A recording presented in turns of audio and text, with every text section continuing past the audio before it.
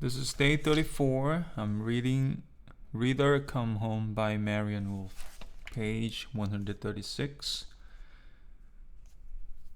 Between 2 and 5 years, when language and thought take flight together. And there's a quote by Elie Wiesel: God made man because he loves stories. During the fleeting time from 2 to 5 years of age, children in my reading world would be surrounded by stories, little books, big books, little words, any words, letters, numbers, colors, crayons, music, a lot of music, and all manner of things that elicit their creativity, communicative abilities, and physical explorations both indoors and out. Both musical training and various forms of physical practice such as sports and games help children learn both the discipline and the rewards of focusing their attention. Our ideal pre-readers may not all become musicians or athletes, but I hope they will become little cognitive cartographers for whom each excursion into a new corner of their worlds provides fresh material for their reservoir of background knowledge and their growing experiences with words. I would like children to have the maximum safe radius for their explorations. But for many parents, this is not as simple as it sounds. Joel Frost's research shows that the radius of children's activity has shrunk by 90% since 1970. There are many reasons why this is so, but children build their internal background knowledge with every successful or unsuccessful exploration, as well as with every book heard, every song, every game played, and every rhyme and joke repeated over and over. There are many ways to increase the circumference of children's lives. For example, just as in the first 2 years, I would have parents and caretakers read to their charges every day and ritualize the reading of stories every night.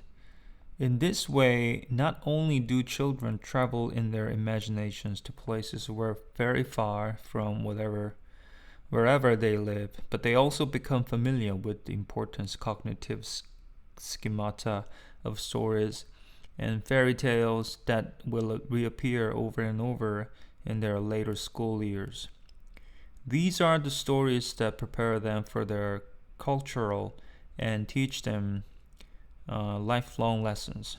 What it means to be a hero, a villain, or a redoubtable princess. What it means to be kind to others. How it feels when someone is unfair and unjust.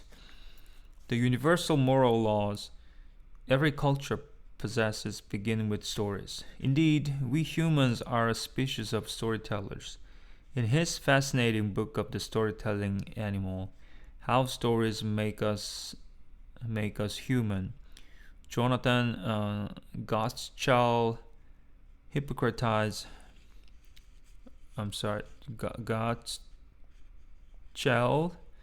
Gottschall hypothesize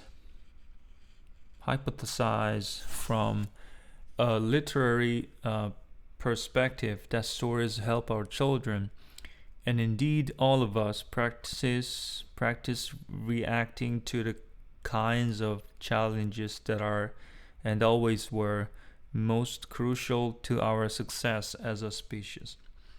Such a thought is an expansion of something that the cognitive scientist Steven Pinker also speculated upon with his argument that stories, not unlike remembered bridge or chess moves, help us face similar difficulties in life armed with possible strategies for solving them.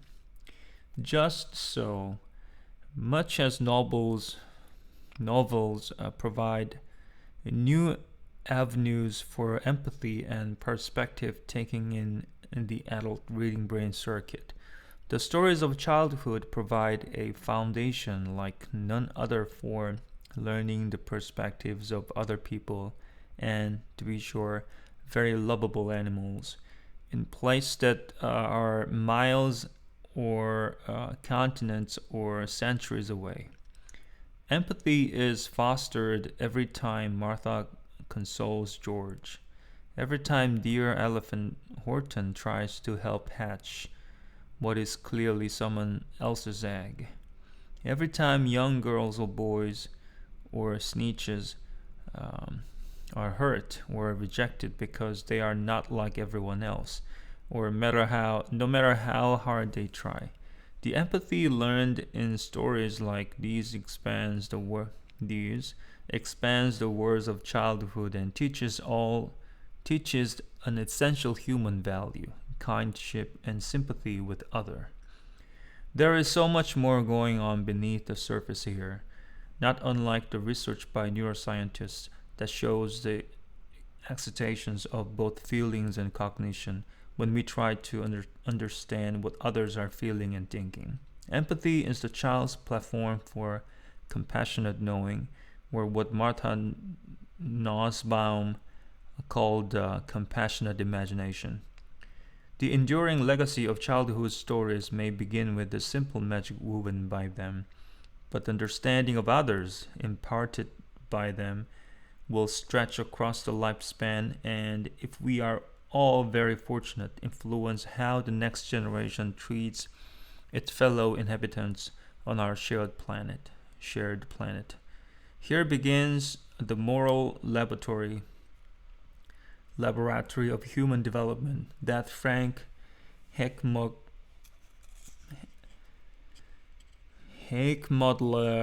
Mulder describes. God damn it, all those names. Okay, I should stop here. This was Minky. Please correct me if you can. Thank you.